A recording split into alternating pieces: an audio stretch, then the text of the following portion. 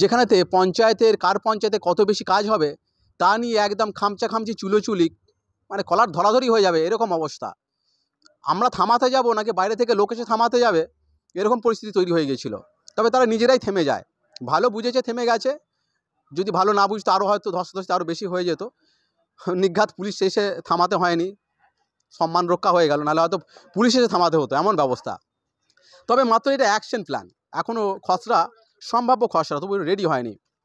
তবে যেখানেতে উন্নয়ন দিয়েই যদি কাজ হতো তাহলে এত উন্নয়ন হলো। চিলাডাঙ্গি এলাকা, চিলাডাঙ্গি পঞ্চায়েত কিন্তু হেরে গেছে বিধানসভা নির্বাচনে। তো গোটা পুরসভা বিধানসভা হেরেছে, সেটা তো বলার অপেক্ষা রাখে না। খানাকুল হেরেছে, আরামবাগ হেরেছে গোঘাট।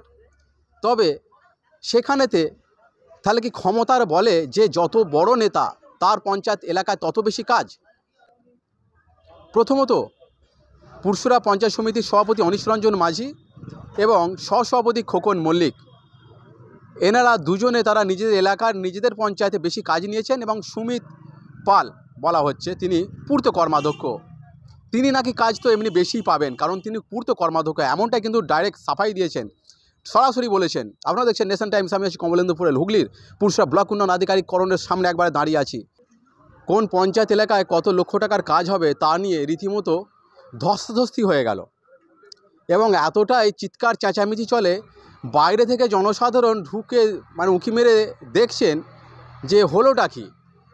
হুগলির পুরসুরা পঞ্চায়েত সমিতির একদম ভিতরের কথা বলছি, যেখানেতে এই যে অ্যাকশন প্ল্যান আমার হাতে আছে, সেই অ্যাকশন প্ল্যানেতে 3টি পঞ্চায়েত, চিলাডাঙ্গি, শ্যামপুর এবং ভাঙামোড়া, ওই এলাকায় প্রায় 1.5 কোটিরও বেশি টাকার কাজ মানে অ্যাকশন প্ল্যানেতে উঠে গেছে।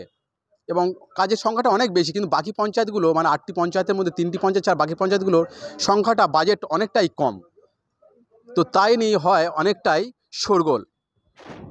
তবে যে পঞ্চায়েত সমিতির যে ভিতরেতে এই যে বিষয়টা চলছে তা নিয়ে কিন্তু সাধারণ মানুষ বেশ হতবাক। খোকন মল্লিক সহসভাপতি পুরসুরা পঞ্চায়েত সমিতির, উনি কি বড় নেতা? আমি জানি না, প্রশ্ন সকলের কাছে, উনি কি বড় নেতা? আর ওনার কাছেও প্রশ্ন, উনি কি বড় নেতা নাকি অন্য কিছু? তাহলে কাজের ভাগ বাটোয়ারা নিয়ে বৈষম্য এত কেন?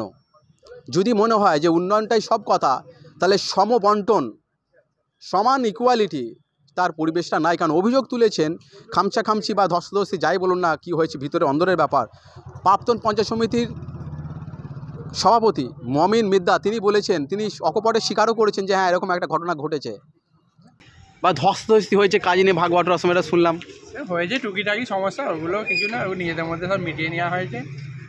আর যেটা হয়েছে সেটা এখন পর্যন্ত আমি ঠিকঠাক দেখিনি, কোন অঞ্চলে কত বেশি বা কার এলাকায় কতটা কী হ্যান ত্যান। আমি মাঝখানে থাকিনি, আমি বাড়ি গেছিলাম খেতে, আসার পরে শুনলাম যে এই ব্যাপার। ধস্তাধস্তিটাও হয়ে গেল এরকম, যেটা ঠিক হলো? সেটা তো কখনোই কাম্য নয়। বলছি স্বরূপঢালী প্রাক্তন পঞ্চায়েত প্রধান বলছেন পূর্ত কর্মাধ্যক্ষ হুঁশিয়ারি দিচ্ছে যে আমি পূর্ত এই জন্যই হয়েছে আমি বেশি কাজ পাবো না। সেটার জন্য ওসব কিছু বলি, ওসব কিছু বলিনি। ওসব কিছু না, ধরুন 50-60 লাখ টাকা রাস্তা, সবাই যদি রাস্তা চায় আমি কাকে রাস্তা দেবো? সবাইকে তো রাস্তা দেওয়া সম্ভব নয় আমার। আমি তাদেরকে ড্রেন দিয়েছি, তাদেরকে লাইট দিয়েছি, তাদেরকে এইসব দিয়েছি।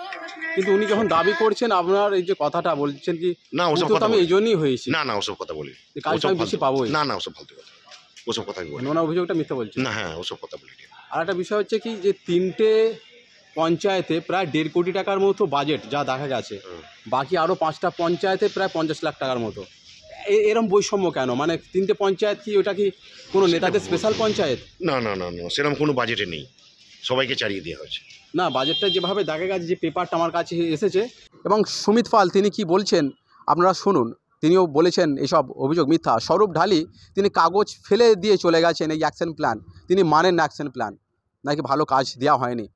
তবে এরকম একটা পরিস্থিতির মধ্যে যেখানেতে বারে বারেই একটা চাপ সৃষ্টি হচ্ছে, সেই চাপটা মানতে চাইছেন না বাকি সদস্যরাও। চাপটা কারা দিচ্ছে? বাধ্য হয়ে মেনে নিতে হচ্ছে অনেক সময়। আর এই যে অ্যাকশন প্ল্যানটা হলে, অ্যাকশন প্ল্যানের কি ফাইনাল রিপোর্ট এইটাই হবে? চাপের কাছে নথি স্বীকার করবেন সদস্যরা খোকন মল্লিকদের কাছে, নাকি এই অ্যাকশন প্ল্যানে রদবদল করা হতে পারে বা হবে, সেটাই এখন দেখার। নাহলে সেই হয়তো একই জায়গাতেই থাকবে। এতে করে সম্মান বাড়ছে না কমছে এই পঞ্চায়েত সমিতির, সেটা আগামী দিন বলবে।